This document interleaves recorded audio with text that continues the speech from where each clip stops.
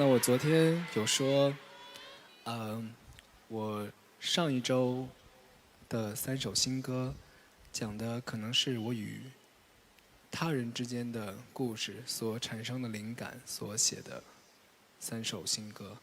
那这一周，我想要跟大家来分享一下我自己的故事。那刚刚这首歌是我今年写的治愈3部曲的第1部曲，然后我也把它称为挣扎篇。对。那其实这首歌的故事，昨天也只讲了1/3，还没有讲完。那接下来我要讲我的第2个故事，也是接在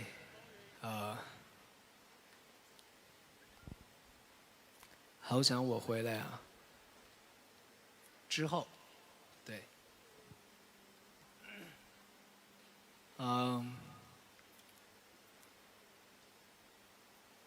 其实我当时在写第1部曲的时候，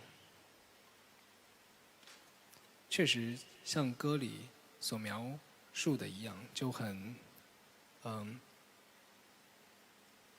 痛苦，然后挣扎，同时也很矛盾。对。然后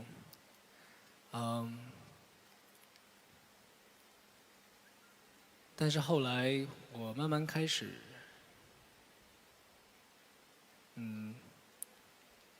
找到了一个解化的方式。对。其实大家可能知道，就是我其实很宅，对不对？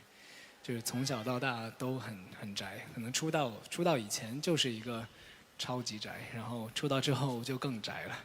对。然后那可能我一直把自己关在家里面，然后一直过着就是不断重复的生活，所以当心里面有一些心事，或者遇到一些痛苦的事情的时候，很难能够跳出来。所以直到有一天，二姐张歆艺，你们知道？我不知道大家有没有记得，有一次我其实是有一年我在做那个直播，就是语音直播，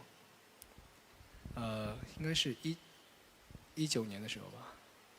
然后那天晚上我们在直播，我当时在家里面，然后我说等一下直播结束之后，我要去，二姐叫我去夜骑，你们记得吗？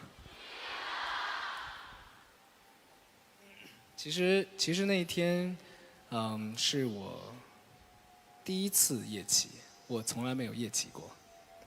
然后二姐呢，那天晚上也突然叫我去夜骑，然后她和袁弘就是姐夫，二姐跟姐夫2个人就很可爱的骑了一个共享单车就过来找我，然后我就下去之后，然后他们教我怎么来去扫那个怎么弄，就是然后后来我们3个人就骑着自行车，大晚上在外面就是骑了很久，然后那一天会让我觉得非常的放松，就是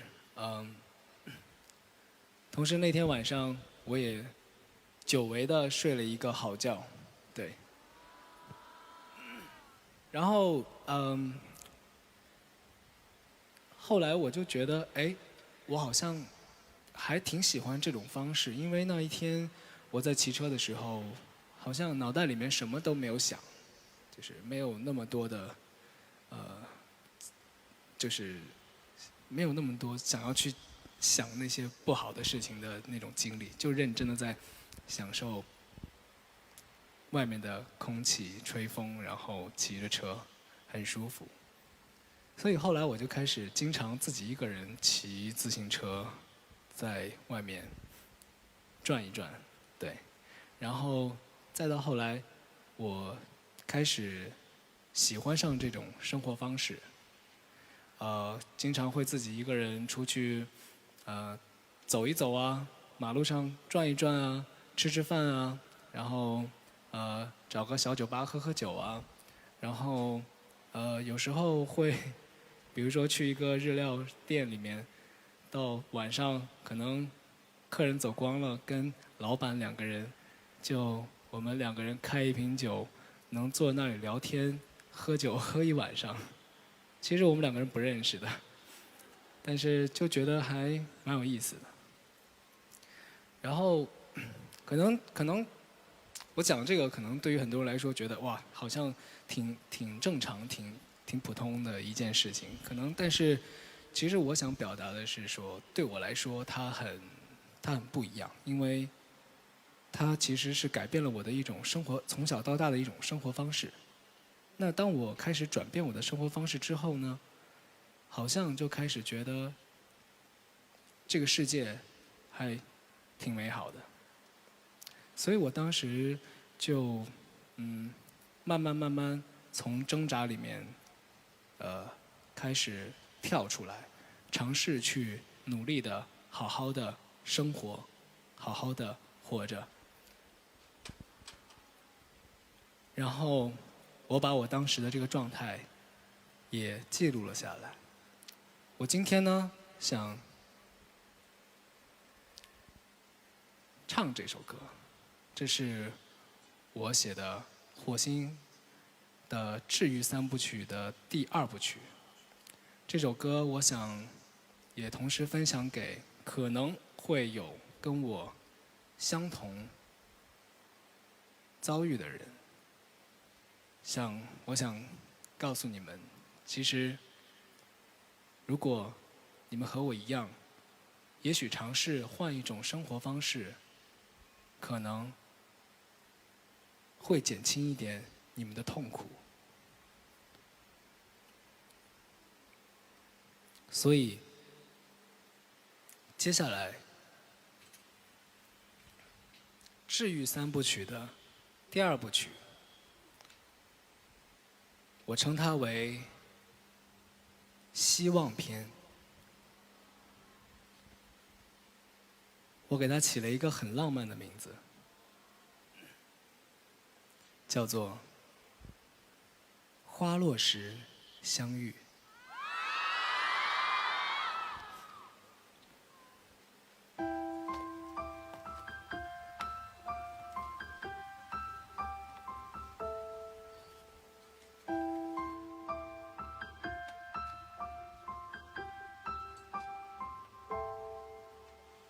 我们都被人遗忘过，也在炽热中存在过。有时候你说怕没落，所以拼命要结果。过去啊，过去了，别管它，它会长出新的枝桠。现在呀，未来呀，属于你的啊。太多温柔在这里，太多期待在这里，这趟时光列车不曾停泊。哪怕恐惧再肆意，哪怕困境再无力，一切未知的也只是经过。靠近你，倾听你，相信你还没有放弃，陪伴你，拥抱你，给予你努力的意义。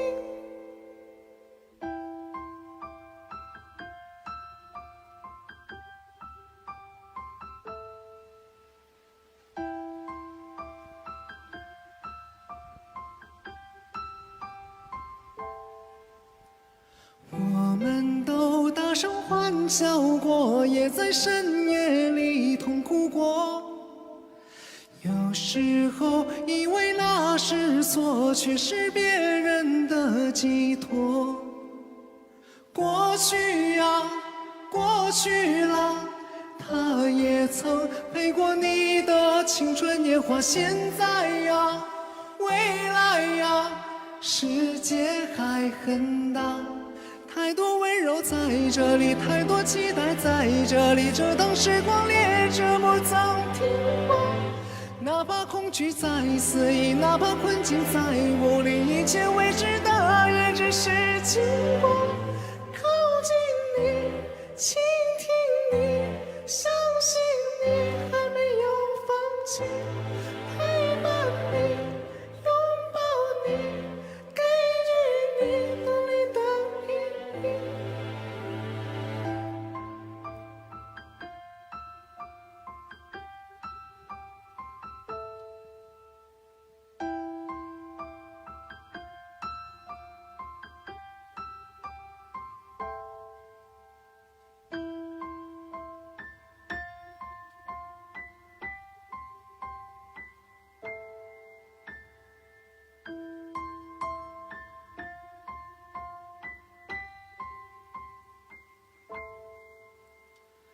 将有一天你会遇见美好的一切，值得珍惜无数擦肩，无数相见，花开与花落。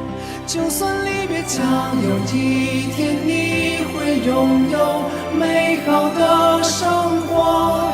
感谢在那每一次跌倒了以后，又重新来过。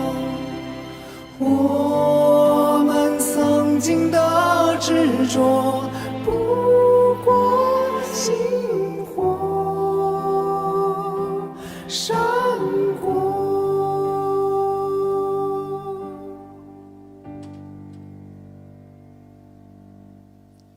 将有一天你会遇见美好的一切，值得珍惜无数擦肩，无数相见，花开与花落。就算离别，将有一天你会拥有美好的生活。感谢在那每一次跌倒了以后，又重新来过。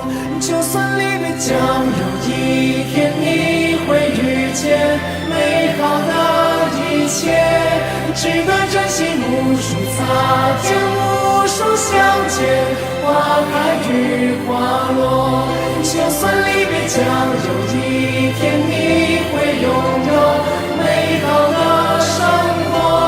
感谢在那每一次跌倒了以后，又重新来过。只要你笑容如昨，对我